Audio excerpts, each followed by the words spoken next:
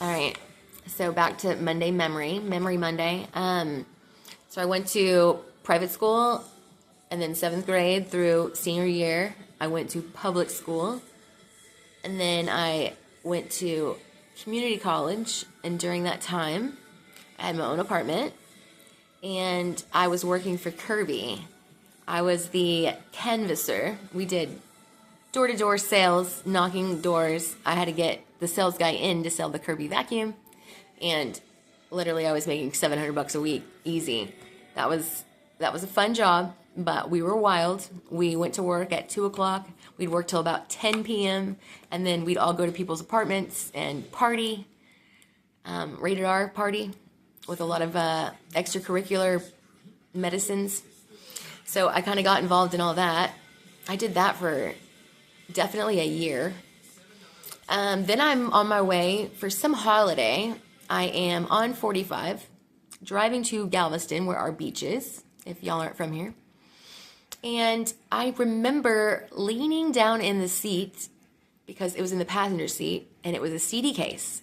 Hopefully y'all know what CDs are. But back in the day, we had CDs and CD players. So I reached down to get my CDs because I wanted to change the music, and totally ran into the back of a truck. So in that moment, my car would not go. I had to call a tow truck company. And of course, I mean, I had money, but it was like not that kind of money to fix a whole car. I don't even remember if I had insurance or not. I can't remember. But I know I called my dad, my stepdad, also known as my dad. And they said, all right, well, we're going to make a deal with you. We're going to come. We'll put your car on the back of a trailer. We'll fix it in Corpus Christi, because that's where my mom had moved to when she remarried. And you're going to go to school here. And you're going to live with us and make good decisions with your life. So I said, deal. So I don't know. A couple days later, they came. I had got a tow truck, obviously. I made it down to Clear Lake and ended up having it towed, I think, back home. And then they put it on the trailer, and then we took it all the way to Corpus Christi. But yeah, so that was the start of that. That was my start to wildness. And then I started college. I joined the dance team on Del Mar, the community college. We had a dance team, and I was really good at it, and I loved it a lot. I was making good grades, and I wasn't working, so I looked in the newspaper, and there was a job for sales, want to be your own boss, all this kind of jazz. So I called, applied, went, and it was like this big room with a bunch of chairs, and I literally got there, one of the first people there. I definitely know I was top 3. And he kept calling all these other people out to come for the interview, and I was like, what the?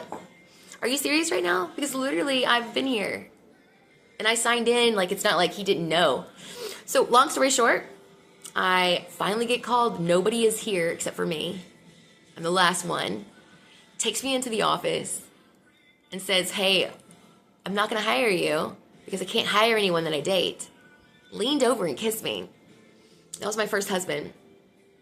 That should have been a red flag, probably. Some of y'all are probably like, oh my gosh, ah. But I don't know, just something about it. It was, yeah. So that was my first husband. And we'll just leave that one alone because we got married. And I've never lived with a guy before. And in that moment, we moved to New Mexico for his job from Texas. And we knew nobody there. So being 22 years old, not knowing anyone in a new state, which Albuquerque, New Mexico is really cool. I'm not going to lie. I liked it a lot. Everything has green chili in it. But, I mean, it was fun. It was a great experience. We didn't have any grass in our front yard or back. It was all rocks. And we had a dog. And, for dogs, I don't think that's that great, but it was really nice. We had a stucco house. I loved the house. It was beautiful. The whole street was stucco. Rocks and like maybe a cactus plant or something. But totally different than Texas, for sure. I joined University of Phoenix. I got my associates from Del Mar. Stayed there for 2 years. then moved on to University of Phoenix. You could do it online, but they had a campus super close to my house. So I started going on campus. Within 9 months, y'all, I was like crying, making myself sick. Like I would remember being in the bathtub and just throwing up. It's like, I don't know, something about my body. Something is just like off. Homesick or whatever. I don't know what it was, but I just said, I can't do this anymore. I don't want to do this. I need out. So, of course, I look on roommates.com. Find this girl that's renting out a room. Hit her up. She said that the chick that used to live in the room got in a fight, and it was right outside the house. The cops came, and she said, I can't have like this kind of drama here. And she's younger than me. She was like 19, but her parents owned this townhome. It was 2-story. All the rooms were upstairs, and then you had the living room, and then you had the kitchen. And there was an Asian lady that lived there. She was Middle Eastern, and then there was me. I'm kind of a mix of whatever. I'm a Heinz 57 over here. So, anyways, I said, I'm going to come meet you the next day. So I came and met her. The guy I'm married to at this point doesn't know anything about this. Like, this is all incognito, you know. And she met me, showed me the room. And I was like, it's fine. It was small closet, small room. But at this point, I just needed somewhere to go so I could gather my thoughts, get my stuff together, and figure out how I'm going to get back to Texas, because I'm not going to stay here. This is not my home. And yeah. So again, she's digging me. She's like, okay, come. So I end up packing up all my stuff. My husband at the time is out of town. I think he's in California for a convention. And during this time, I pack my stuff and I move out. So when he gets home, I'm not living there anymore. I'm sure it was a shock. And that's all I'm going to say about that one. So I end up getting a job at La Bella Spa. And I bet it's still there, and it's fabulous. La Bella Spa. And La Bella Hair and Spa, maybe? I can't remember. There's something else missing there when I say that. So I worked front desk and set up the appointments, and then took all the people that were doing spa, because spa was upstairs, hair was downstairs. I would take everybody upstairs, show them the locker room, get their robes, and then come back down. So that was my job right there.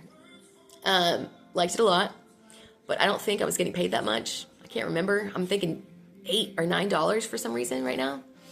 And I looked online. I started looking for nanny jobs, and I got a nanny job with this amazing family. The parents were both doctors. Literally, they had, in the backyard, it was like the green turf, like for golfing, in their backyard. And it was like some type of rubber.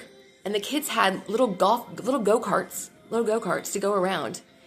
Like, I can't even explain how much stuff these kids had. It was just amazing.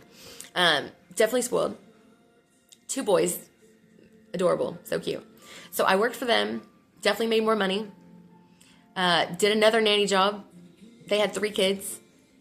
I don't remember what happened. I think I told them I'm quitting within 2 weeks because I'm moving to Texas, because I saved up all this money. I had to get like $2,000. My mom ended up getting me an apartment in Clear Lake, but it was like, hey, I'm going to buy your apartment for the first month, but you, my friend, are going to have to hustle and get your way down here, because I had china cabinets, and I had a couch, and I had TVs, and I had clothes, I had all this stuff. So it's not like you could just go in the back of my car.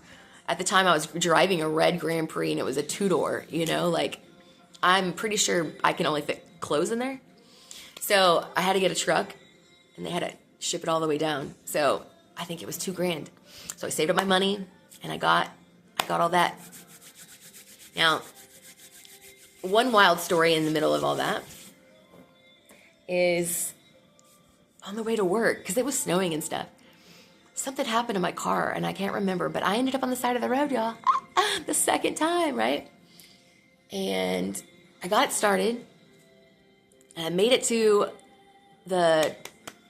like a body shop. I don't know where I'm going. Like, I don't even know if we had GPS or something back then. I can't remember. 20 years ago, guys. But I found a body shop, and I was like, hey, I don't know what keeps happening in my car. Now it's breaking down. Like, it'll start and it won't. And it might have been my starter. And it was like, how much is that going to be?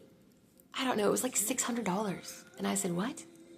He said, okay, we can do it for $5. I said, I don't even have $5 right now. Like, I'm going to have to make payments.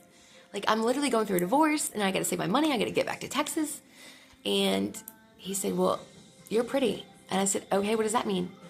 He said, well, me and my brother and my cousin, we all go to this strip club on Saturday nights, and they do amateur night.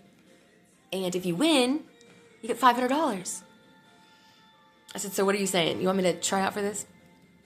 Well, if anybody knows me, I'm a little on the wild side, and I really needed that money because I really didn't want to spend any of the money that I was using to get me to Texas because I was like that close, right? So I do. These guys pick me up. They keep my car. They take me home. They pick me up. This was like a Friday. So the next day, this is a Saturday, they pick me up. I don't know these people. Don't do any of this. This is what I'm telling you. Everything I tell y'all about my life, don't do it. Because I watch too many Lifetime movies. I watch too many ID channels. And it's like, oh my gosh. Like, I literally should be already murdered if I tell you all these stories. It's insane how much God was with me. And all of my parents and all my family members that pray every day. Like, power, the prayer of power. Power is prayer. Anyways, so we show up. I have like blue jean shorts and like a tank top. I don't have any clothes. Like, this wasn't my vibe at the beginning. Like, I get there later in life, but right now I'm still innocent, you know? And I show up, go into the back where all the girls are, you know, getting dressed and stuff, and some girl saw me and she's like, oh, are you trying out for the amateur night or whatever? I'm like, yeah. And she's like, you can't wear that. That's not cute. And I was like, oh, okay. So what am I supposed to wear? So she like gave me an outfit of hers and gave me some shoes, and I wore it and it fit. And I remember standing on stage. They're like, we're going to have to tell you, you get to pick a song. And I was like, a song to dance to. I'm like, oh my gosh, y'all, I don't know how to do any of that pole stuff. Okay, I'm not good at the pole. So I'm like, what am I supposed to do? I don't even know what I'm doing. But I know how to dance, and I have rhythm, right? But I don't know how to do all the cool stuff. So I remember dancing to Pour Some Sugar on Me. And I went out, and I saw a guy with a cowboy hat on. And I took his cowboy hat, I put it on my head, danced around, I don't know, walking around, and came back around the little thing and put the cowboy hat back on him. And for some reason, somehow, some amazing grace and mercy, I ended up winning the $500. So I got the Amateur Night Award, and I'm like, oh my gosh. It was like my first time to be on stage at one of these kind of places. And it was just kind of ironic. So, of course, the money went straight back to these guys so they could fix my car. And I don't know, by Tuesday, I think it was 3 or 4 days to get the part in, they called me and said, hey, we're going to come get you. We've got your car ready. And it was like a wham, bam, thank you, ma'am. But how ironic is that they knew of a place where I could get this money. I just happened to drive to them. This is what I'm saying. When y'all start hearing stories of my life, it's pretty wild. But that's 13 minutes, and I am going to leave that one alone because the next one is a long story too. So we're going to wait on that one for the next Monday. But y'all, I've got like literally a list of everything. Everything. Sorry, don't forget it. I'm like, so what happened in my life? Like a timeline. So y'all can do it at home for yourself. Do a little timeline. Think of something that was funny that happened to you, or something that was so wild that you like, oh my gosh, definitely God was in my life. You know what I mean? Like, maybe you're not realizing it in the moment, but knowing that something bad could have happened to you, but nothing did. It's grace and mercy, guys. Love you.